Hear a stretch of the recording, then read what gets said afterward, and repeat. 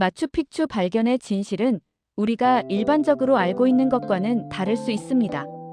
20세기 초 미국의 탐험가 히람 빙엄이 마추픽추를 발견했다는 이야기는 전 세계적으로 널리 알려져 있으며, 이 발견은 고대 잉카 문명을 세상에 알린 획기적인 사건으로 기념되어 왔습니다. 그러나 역사의 깊숙한 곳을 들여다보면 이 발견의 의미가 우리가 생각하는 것보다 훨씬 더 복잡하고 때로는 모순적일 수 있음을 알게 됩니다. 마추픽추는 페루의 안데스 산맥 깊숙이 자리한 잉카 유적입니다. 그 규모와 건축의 정교함, 그리고 신비로운 위치는 세계의 고고학자들과 역사, 애호가들의 마음을 사로잡아 왔습니다. 높이 솟은 산 위에 지어진 이 도시는 약 600년 전인 15세기 중반, 잉카 제국의 전성기에 건설되었을 것으로 추정됩니다. 정교한 돌 구조, 놀라운 기하학적 배치, 그리고 복잡한 수로 체계는 잉카 건축가들의 놀라운 능력을 증명합니다. 마추픽추는 아마도 왕족이나 제사장의 거주지였거나 종교적 의식이 행해지는 신성한 장소였을 것으로 추정됩니다. 그렇다면 히람 빙엄은 정확히 무엇을 했을까요?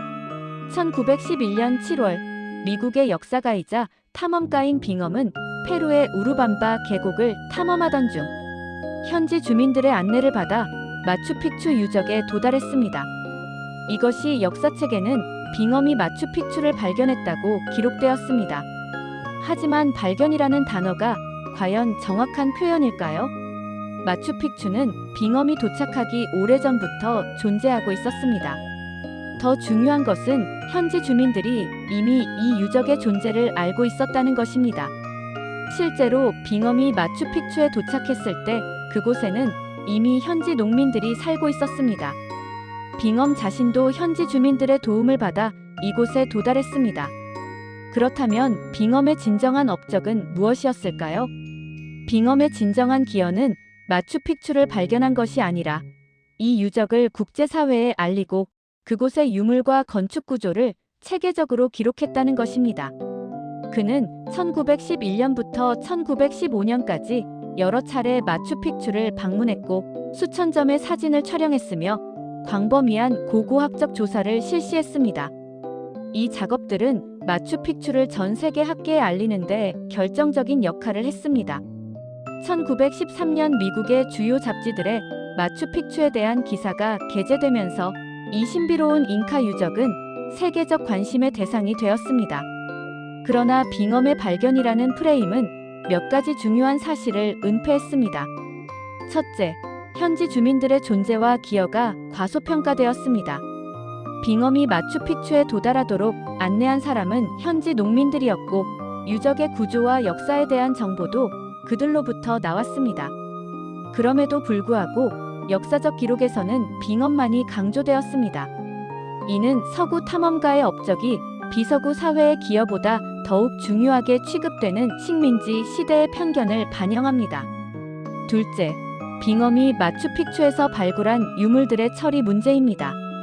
빙엄이 가져간 수천 점의 유물 중 일부는 미국의 박물관에 남아 있습니다.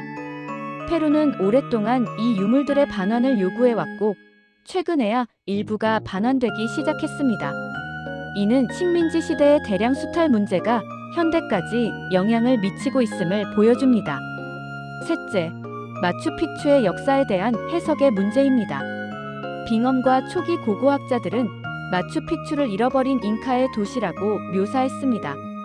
이 표현은 매력적이고 신비로움을 불러일으키지만 역사적으로 완전히 정확하지 않습니다.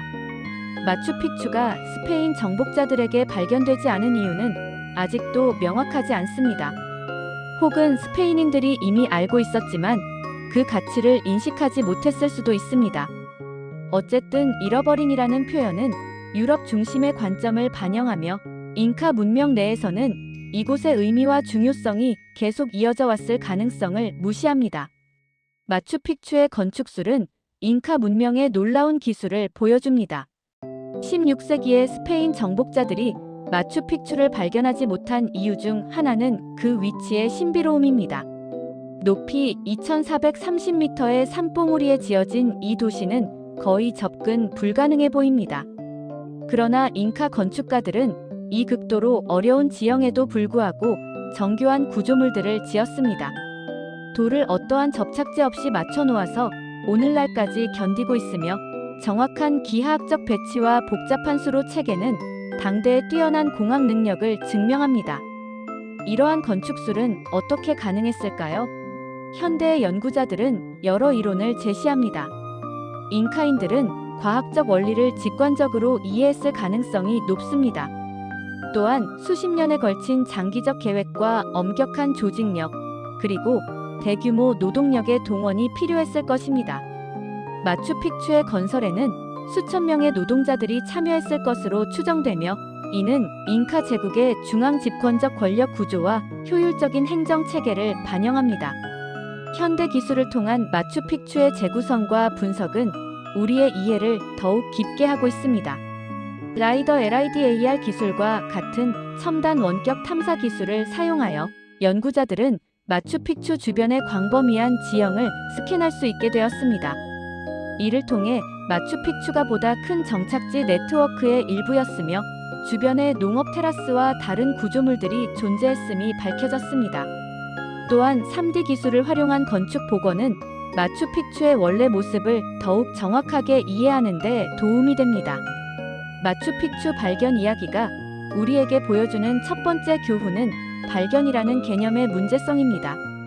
역사에서 발견은 종종 서구인이 무언가를 찾았을 때만 사용됩니다. 그러나 그 장소에 이미 사람들이 살고 있었다면 그것을 발견이라고 부르기는 어렵습니다. 대신 이를 알려짐 또는 국제사회에 소개됨이라고 표현하는 것이 더 정확할 것입니다. 이러한 언어의 문제는 단순한 용어의 선택이 아니라 역사를 보는 관점과 권력 관계를 반영합니다. 두 번째 교훈은 비서구 사회의 주체성이 역사 기록에서 종종 지워진다는 것입니다. 마추픽추는 현지 주민들의 기여와 노력으로 존재하고 있었습니다. 그럼에도 불구하고 역사 기록은 빙엄이라는 서구 탐험가의 역할만을 강조했습니다. 이는 19세기와 20세기 초 제국주의 시대의 사고방식을 반영하며 비서구 문명의 성취를 인정하기 꺼리는 편견을 보여줍니다. 세 번째 교훈은 문화유산의 소유권과 책임의 문제입니다. 마추픽추에서 빙엄이 가져간 유물들은 페루의 유산입니다. 이 유물들이 미국의 박물관에 남아있다는 것은 식민지 시대의 수탈이 현재에도 계속되고 있음을 의미합니다. 문화유산은 단순한 학문적 자료가 아니라 한 민족의 정체성과 역사의 핵심입니다. 따라서 문화유산의 소유권과 관리 문제는 국제사회에서 중요한 윤리적 과제입니다. 네 번째 교훈은 역사의 해석이 시대와 권력에 따라 변한다는 것입니다. 빙엄 시대에는 마추픽추를 잃어버린 도시로 표현하는 것이 자연스러웠습니다. 하지만 현대에는 이것이 식민지적 사고방식을 반영한다는 비판이 제기되고 있습니다. 우리는 역사를 배울 때 특정 표현과 해석이 어떤 관점을 반영하고 있는지 비판적으로 질문해야 합니다. 다섯 번째 교훈은 고대 문명의 성취에 대한 존경입니다. 마추픽추의 건축술은 15세기 잉카인들의 뛰어난 능력을 증명합니다. 당대의 유럽이 마추픽추만큼 정교한 구조를 건설할 수 있었을까요? 이 질문은 비서구 문명의 성취를 동등하게 평가할 필요가 있음을 시사합니다. 잉카 문명은 글자 문화가 없었지만 독특한 기록 체계와 뛰어난 공학 능력을 가지고 있었습니다. 마추픽추는 또한 현대 관광과 문화유산 보존의 모순을 보여줍니다. 마추픽추는 현재 전 세계에서 가장 방문객이 많은 유적지 중 하나입니다.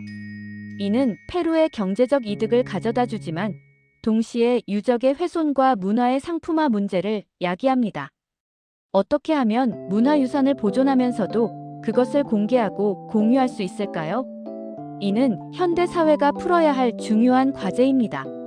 결론적으로 마추픽추의 발견은 단순한 고고학적 성취가 아니라 식민지주의, 문화유산의 소유권, 역사의 해석, 그리고 비서구 문명의 인정이라는 복잡한 문제들을 담고 있습니다. 히람 빙엄의 업적은 의심의 여지 없이 중요하며 마추픽추를 국제사회에 알린 공로는 큽니다. 하지만 우리는 동시에 현지 주민들의 역할을 인정하고 식민지 시대의 편견을 비판적으로 검토해야 합니다. 마추픽추의 이야기를 통해 우리는 역사를 읽는 방식을 다시 생각해보고 과거의 위대한 문명들의 성취를 그들 자신의 맥락 속에서 이해하려는 노력이 얼마나 중요한지를 깨닫게 됩니다. 지금까지의 이야기들을 통해 우리는 역사의 표면 아래 숨겨진 진실들을 함께 탐색해 왔습니다. 마추픽추에서 타이타닉호까지, 반고흐에서 영국의 첩보원 이야기까지 우리가 알고 있다고 생각했던 이야기들 뒤에는 항상 더 깊은 층의 의미와 질문들이 있었습니다. 이러한 역사적 탐구가 여러분에게 의미 있었다면 지금 바로 좋아요 버튼을 눌러주시고 채널을 구독해 주시길 부탁드립니다. 우리의 채널을 구독하신다면 앞으로도 더욱 흥미롭고 생각을 자극하는 역사의 미스터리들을 함께 풀어나갈 수 있게 됩니다. 역사는 단순히 과거의 기록이 아니라 현재를 이해하고 미래를 만들어가기 위한 지혜의 보고입니다. 함께 이 여정을 계속한다면 우리는 더욱 비판적이고 깊이 있는 사고력을 기를 수 있을 것입니다. 여러분의 관심과 참여가 이 공동체를 풍요롭게 만듭니다. 다음 주제에서 또 다른 역사의 비밀을 만나기를 기대합니다.